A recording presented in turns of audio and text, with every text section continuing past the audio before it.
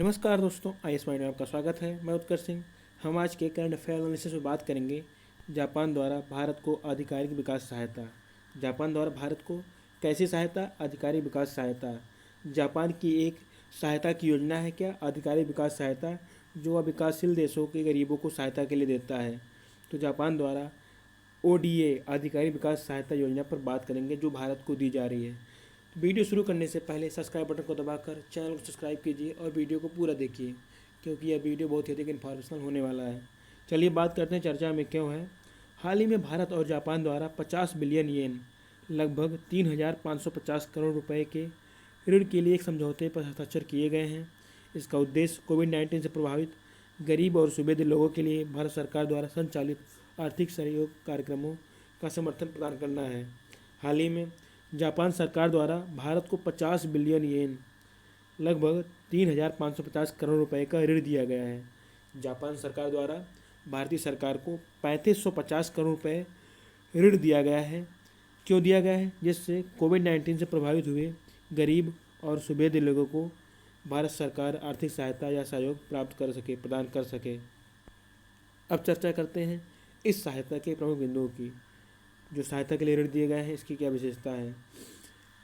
यह जापान की आधिकारिक विकास सहायता ओडीए ऋण का हिस्सा है। जापान की एक विकास योजना चलती है जो दूसरों को मदद करते हैं, दूसरे विकासशील देशों के लिए। तो उसका नाम क्या है? आधिकारिक विकास सहायता। ओडीए ऋण का एक हिस्सा है। यह जापान की आधिकारिक विकास सहायता नामक ऋण का एक हिस्सा है।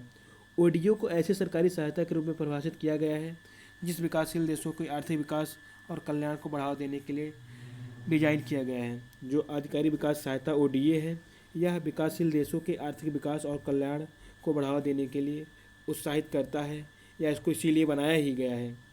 सैन्य देशों के लिए दिए जाने वाले ऋण को और क्रेडिट को ओडीए से बाहर रखा गया है।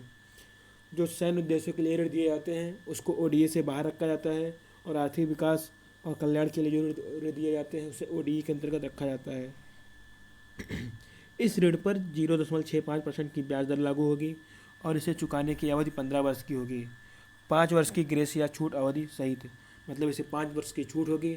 उसके बाद 0.65% का ब्याज लगेगा और इसे 15 वर्ष बाद चुकाना होगा।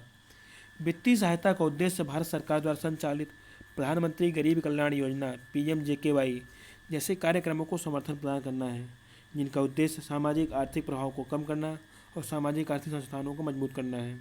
जो यह ऋण दिया गया है जापान द्वारा, इसका मुख्य उद्देश्य क्या है?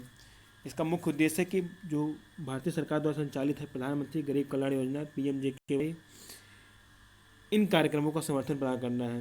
पीएमजेकेवाई जैसे कार्यक्रम को समर्थन प्रदान करना है, और जो कार्यक्रम सामाजिक आर्थिक प्रभाव को कम करते हैं और सामाजिक आर्थिक संस्थानों को मजबूती प्रदान करते हैं, उन संस्थानों जैसे पीएमजेकेवाई जैसे कार्यक्रमों को समर्थन प्रदान करना है। इसके तहत गरीब और कमजोर वर्ग के लोगों के लिए खाद्यान्न वितरण की योजनाएं, निर्माण श्रमिकों को समर्थन और सहायता का प्रावधान तथा कोविड-19 के प्रसार के रोकने में लगे स्वास्थ्य कर्मियों के लिए विशेष बीमा का प्रावधान भी शामिल है।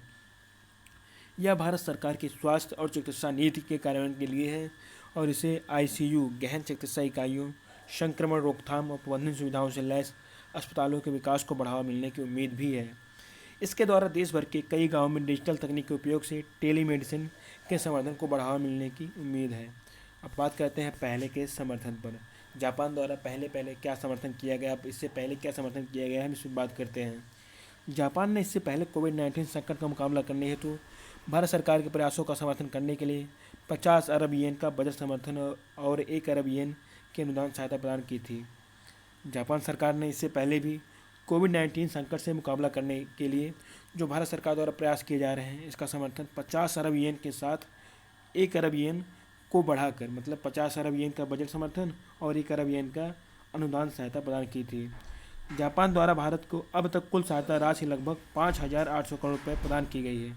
जापान अब तक भारत को लगभग 5,800 करोड़ रुपये प्रदान कर चुका है। अब बात करते हैं भारत जापान संबंधों पर। जापान भारत को बुलेट ट्रेन दे रहा है ना, तो हम भारत जापान के संबंधों पर बात करते हैं। भारत और जापान के बीच वर्ष 1958 से द्विपक्षीय सहयोग का लंबा और सकारात्मक इतिहास रहा है।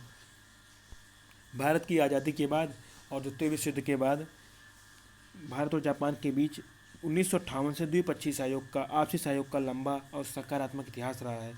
पिछले कुछ वर्षों में भारत और जापान के बीच आर्थिक सहयोग मजबूत हुआ है तथा यह प्रगत रणनीतिक साझेदारी में बदल गई है। पिछले कुछ वर्षों में भारत और जापान के बीच जो आर्थिक सहयोग था उसमें मजबूती मिली है और जो प्रगति रणनीतिक साझेदारी बदल गई है। वित्तीय वर्ष 2019 में भारत के लिए जापान चौथा सबसे बड़ा निवेशक देश था। पिछले 2 सालों में वित्तीय वर्ष 2019 में जापान भारत में इन्वेस्ट करने वाला चौथा सबसे बड़ा देश था। भारत पिछले दशकों में जापानी ओडीए ऋण का सबसे बड़ा लाभार्थी प्राप्त करता रहा है।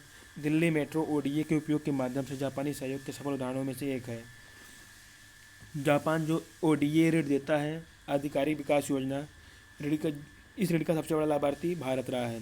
जापान के ओडीए ऋण का सबसे बड़ा लाभार्थी भारत रहा है और ओडीए के उपयोग का मतलब प्रत्यक्ष प्रमाण दिल्ली मेट्रो है जो सफल हुआ है। मतलब ओडीए से बनने वाला जापानी ओडीए मिलने के बाद बनने वाला दिल्ली मेट्रो सफलता का एक उदाहरण है। इसके अलावा जापान एक्ट ईस्ट नीति और पार्टनरशिप फॉर क्वालिटी इंफ्रास्ट्रक्चर के बीच तालमेल के माध्यम से दक्षिण पूर्व एशिया से जोड़ने में रणनीतिक कनेक्टिविटी का समर्थन जारी रखेगा। अगर वीडियो से कुछ भी जानकारी वीडियो को लाइक कीजिए, दोस्तों में शेयर कीजिए, चैनल सब्सक्राइब कीजिए। धन्यवाद।